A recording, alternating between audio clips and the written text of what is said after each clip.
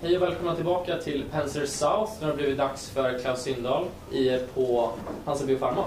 Kör hårt, och du kör på engelska. Ja, tusen tack. Om det går bra så tar jag det på engelska. Absolut, gör det. Frågor efter på svenska.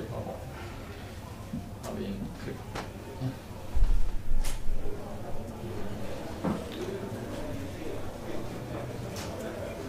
So before I start my presentation, I just need to show you this forward-looking statement.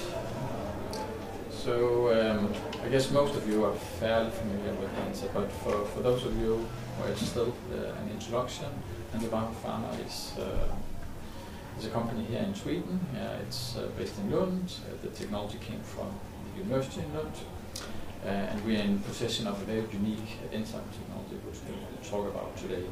An enzyme technology which very fast and effectively can reduce or actually inactivate all your IgG in the body, which is relevant in certain situations. Please, can you speak up? You can't hear me? We can't hear you. Okay, I'll try to raise my voice. Is this better? Thank okay. You. So this technology is very relevant in certain indications where you need to take down the immune system in order to avoid a rejection episode after a kidney transplantation, or to enable a kidney transplantation, for instance, or in cases where you have an acute autoimmune diseases where the immune system is triggered and start to attack the body's own organs, such as the lung or the kidneys. We have a very broad pipeline of drug candidates, so we actually have 7 clinical programs right now, 3 in phase 3, and our technology has been validated across 3 therapeutic areas. So first and foremost, of course, with the conditional approval in kidney transplantation. Secondly, we also have proof of concept in the first acute autoimmune indications called anti-GBM. I'll come back to that because we have actually expanded our activities to 3 programs in that space. And then thirdly, within gene therapy, the very exciting field of gene therapy, where we now have 3 partnerships covering 4 indications. Most of you may be aware of the partnership we have with Sarepta Therapeutics, where we are about to enter the clinic with imlifidase as a pre-treatment to their SRP 9001, or Elpidis as it's actually called commercially. So Sarepta actually got approval before summer in patients aged 4 to 5 suffering from Duchenne muscular dystrophy. We have a high-performance organization with colleagues having more than 20 years of life science experience, and we are roughly 160-170 colleagues across the US and Europe. So we have started to build up a commercial organization in Europe to cater for the European market, and we'll come back to the progress of our commercial launch. As I said, we are headquartered in Lund, but we also have operations in the US and in the major European markets. Financially, we are financed into 2025, so we have a cash runway to 25, and we have a market cap of roughly $230 million US dollars, or 2.3 billion Swedish kronor. Yeah, so this is slide I wanted to go back to addressing our technology and why it's so fascinating. So the technology, or the enzyme, stems from a bacteria called Streptococcus pyogenes, known from health throat disease. And if you use this enzyme properly, you can actually cleave these IgG, which is 80% of your immune system, very fast and effectively. So basically, from a 15-minute infusion, 2 to 6 hours afterwards, you have almost inactivated all IgG in your body and in your blood and tissue, and that will stay down in 5 to 7 days before it gradually starts to bounce back. And as I said initially, this is relevant in a number of different indications, such as transplantation, acute autoimmune diseases, and gene therapy. Looking at our pipeline, we have a very significant pipeline of clinical programs, 7 clinical programs, which is actually quite significant of a company of this size. Most of these programs, as you see, are based on our first generation technology, imlifidase, which is suited for monophasic acute diseases. But we have also now moved our second generation for repeat dosing into the clinic. So we have tested this in 36 healthy volunteers, and we'll choose an indication later on this fall. So this is very exciting because this will open up our presence in the chronic space, which is much larger than the acute space. If we go into kidney transplantation and where we actually have received the first approval, which is a conditional approval, we have obtained approval or label in the indication for highly sensitized patients who are incompatible to a deceased donor, which means that it's patients suffering from kidney disease who are under dialysis today who cannot find a matched donor in the organ allocation system. They cannot find a matched donor because of too high level of donor-specific antibodies, which has come due to either multiple pregnancies, previous blood transfusions, or transplantations. And that is roughly 10 to 15% of patients waitlisted today. So they are actually waiting against hope on the waitlist. It's actually more likely for them to die than finding a match. Very, very few chances.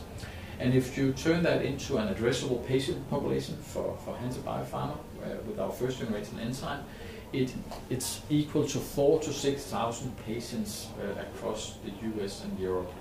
So this is where we got our label initially. And we have actually a few good patient cases, case reports, as we can refer to now, since the hospitals have started to report on those. So we have, for instance, here a 54-year-old man from Spain who was transplanted last year. He had been on dialysis since 1984. So basically having no life, no energy to care for his family, to work or anything. He was successfully transplanted after 30 years on dialysis, which is quite amazing. And he's doing good today.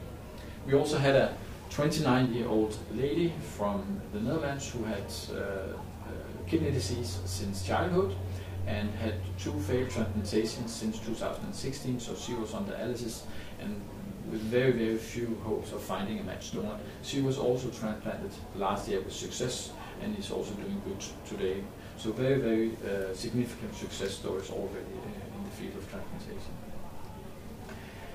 transplantation. Since we have commercialized, we have been very diligent, very thorough in talking about how this launch curve will materialize over the next few years. So we have talked about that we needed to build the foundation for imlifidase to be a commercial success.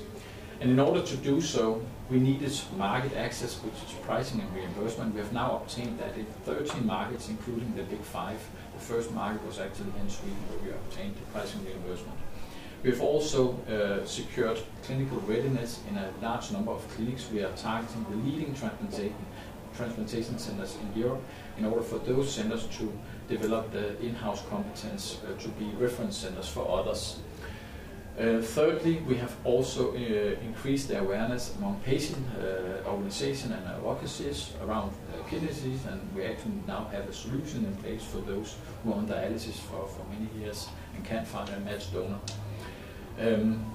And then we have also started a post-approval study.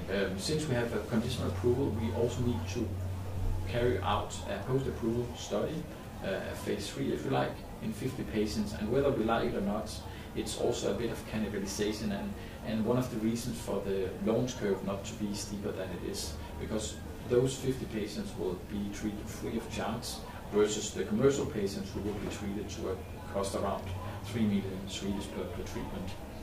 And then finally, we have also now secured access to the organ allocation system. So for instance, Eurotransplant has started out a new pilot program in a specific patient population allowed for imlifidase tier patients.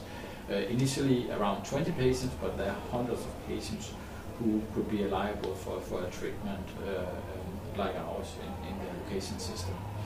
And then, as I indicate here, we are closing in on the first phase of the launch curve, which has been characterized by being low and volatile. We are now going into a more accelerated territory, as we can now leverage the experience. We have a lot of repeat business now in a number of clinics, so we should see that materialize. We have also now obtained approval in a place like Australia, where we actually got label to also transplant living donor transplantation, and this will in theory actually expand the pool of organs, because relatives have an incentive to donate an organ. So this is very transformative for our drug. And then finally, we are working to get approval also in the US. The US market has been a bit difficult for us. We needed to do a phase 3 before we could get approval, so we have decided, or we have agreed with the FDA to carry out a pivotal phase 3 study in 64 patients, which we hope to finalize, or at least the randomization by the end of this year, and then there will be a 1-year follow-up before we have a BLA. And then longer term, we will potentially move into other solid organs, such as heart and lung, and we will also work on expanding the label to living donor across geographies. So that was kidney transplantation. Now we are moving into a new territory, autoimmune diseases, and as we are depicting here on this slide, there are more than 100 different autoimmune diseases, and 3 to 5% of us will be affected by an autoimmune attack sooner or later during our life. And the majority of those are chronic, but there's also several acute diseases, acute autoimmune diseases, where we can actually have a play and where we can address those immunologic attacks. And this is actually what I wanted to depict on this slide, because there's actually a number of indications here which could be relevant for us to pursue. Those in orange are programs where we are investigating imlifidase. So anti-GBM, we are running a pivotal phase 3 program. ANCA-associated vasculitis, I'll get back to that, but it's a new indication which is done by an investigator, Charité in Berlin. They are looking into 10 patients, and so far we have already recruited 3 patients. GBS is another acute autoimmune indication, very interesting, Guillain-Barré syndrome, which is caused by a virus. It could be a Zika virus, and many patients actually need respiratory support, and even up to 5% die from this disease. So moving back to that new indication in ANCA-associated vasculitis, where we are now running a phase 2 program with Charité in Berlin. It's an autoimmune condition. Actually, ANCA-associated vasculitis is a group of autoimmune indications. And here it's antibodies which are directed in the bloodstream and damages the blood vessels, which eventually leads to kidney failure or even lung failure. So some will need respiratory support. So it's a very severe indication. And here the idea is that we can knock down this IgG attack fast and effectively in order to stop that attack and have the patients do good again. Gene therapy, personally I'm very, very excited about gene therapy. It's a new area for Hansa, but very, very relevant, since 5 to up to 70% of the gene therapies out there see issues with natural neutralizing antibodies. So when a gene therapy is delivered through a viral vector, a so-called adeno-associated virus, it's the intention that this new gene will replace the gene which has a failure, and you need to do that through this viral vector. And in many cases, it cannot be used due to these neutralizing antibodies. So you need to inactivate those antibodies before you can actually treat patients. So in the case with Duchenne, for instance, 14% of their patients cannot be treated today with their gene therapy, which is approved because of these neutralizing antibodies. But now we have shown in animal models, in monkeys, that it's actually achievable with imlifidase. So that's a way to get into the cell and remove the gene causing the underlying disease. And as I mentioned in the beginning, we have secured 3 partnerships covering 4 programs. First and foremost, of course, with Duchenne muscular dystrophy, with Sarepta, they obtained approval in 4 to 5-year-old kids with this severe disease. It's an indication which many times is diagnosed at the age of 3 to 5, and these kids, it's often boys, they are bound to wheelchair at the age of 12 or 13, and most of them will actually die between the age of 25 and 30, so a very, very severe indication. But here the idea is you can replace the gene, the unhealthy gene at an early stage, and the patient should be good. We also have other partnerships with AskBio and Geneton, but that's more around some rare diseases, and it's more around feasibility. So we have not decided for the commercial downstream economics commercially. This is my last slide, but I think this is a nice way to depict the opportunities with our technology platform, because it has applicability in so many different spaces. So we're talking about autoimmune indications, transplantation, gene therapy, and also oncology. So you see here these colored hexagons are an expression for ongoing programs. So we have 3 programs in autoimmune space, we have 3 programs in transplantation, and also 4 programs in gene therapy, and there's so many other opportunities relevant for us. But also from a technology point of view, we can expand from the first generation to potentially combine with others like FcRn inhibitors, and also with the next generation of enzymes we can actually approach the more chronic space with our compound for repeat dosing. Så med that, I'll hand it back to Ludwig. Thank you very much, Klaus. Jag tänkte börja bara kolla om det finns några frågor i publiken. Annars kör jag på. Nej, men jag kör då. I'll continue in English. You soon completed your first clinical trial with this new compound unionizer program. When can we expect data from this, and when will you choose what indication to go with? Yeah, so we just completed enrollment this summer in 36 healthy volunteers, actually in Sweden. So we expect data log now in this fall, and soon after we should have the first data readout. So later this fall, we have not guided exactly, but sometime during the second half of the year, we'll hopefully have the first high-level data from this program, and also give some guidance around which lead indications to pursue. Right. And Sarepta is entering a phase 1b trial with a combination therapy. Do you have any expectations on how many trials FDA would require in order for it to be approved, the combination imlifidase? I think it's too early still to determine.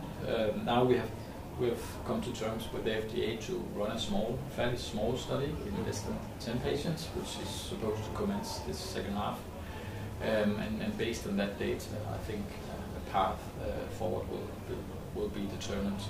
I mean, this is also a rare disease with a high unmet medical need, yeah. And since they already have approved in their lead indication, I mean, there is also some urgency to get this to the market to treat those remaining patients with too high titers of neutralizing antibodies. Right. And switching to kidney transplantation, you have recruited all the patients now, but they have not been randomized. In the US ConfIdeS trial? Yeah. Yeah. Yes, so there's been a decision taken to over-enroll in the US ConfIdeS trial, because we cannot control when patients actually get a kidney offer. So in order to secure that milestone of completing randomization by the end of this year, we have decided to over-enroll the study. We've also expanded the number of sites involved.